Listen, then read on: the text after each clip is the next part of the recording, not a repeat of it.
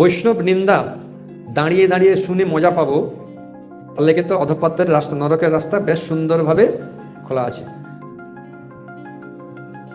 যদি আমি প্রতিবাদ না করতে পারি তাহলে সেখান থেকে চলে যাব, কিন্তু দাঁড়িয়ে দাঁড়িয়ে শুনলেও জন্ম জন্মান্তরের পুণ্য রাশি ক্ষয় হয়ে যায়।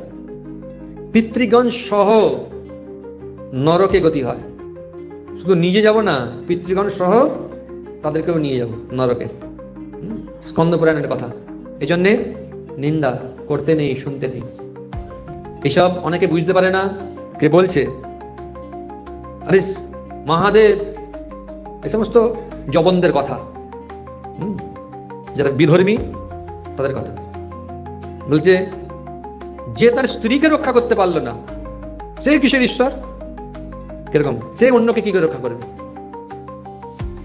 তো তুমি জানো যে কেন সতী তিনি দেহত্যাগ করেছিলেন?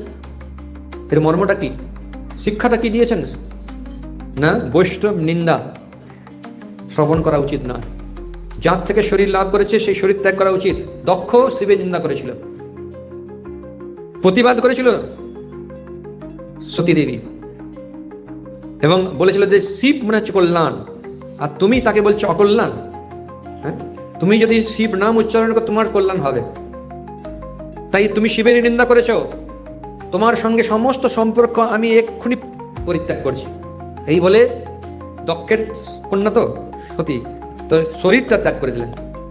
নিজে তার শরীর থেকে অগ্নি প্রজ্বলন করে সেই শরীর পরিত্যাগ করলেন, আর সেই শরীর নিয়ে শিব ভ্রমণ করেছেন। এটা একটা গুরুত্বপূর্ণ শিক্ষা যে সতী দেবী কে? তিনি পরম বৈষ্ণবী। তো কেউ যদি বৈষ্ণব বা বৈষ্ণবীকে আঘাত করে, অপমান করে, তাহলে সেটাও সহ্য করা উচিত। তাই শিব সেই শরীর নিয়ে ভ্রমণ করছিলেন, তারা সকলে জানেন। তো এইটা শিক্ষা সতী দেবী তিনি দিয়েছেন। শিব বৈষ্ণবের নিন্দা শ্রবণ করা উচিত নয়। যদি সামর্থ্য থাকে তাহলে প্রতিবাদ করা উচিত, তার জিহ্বার একদম টেনে নেওয়া উচিত। আর যদি সামর্থ্য না থাকে সেখান থেকে চলে যাওয়া উচিত।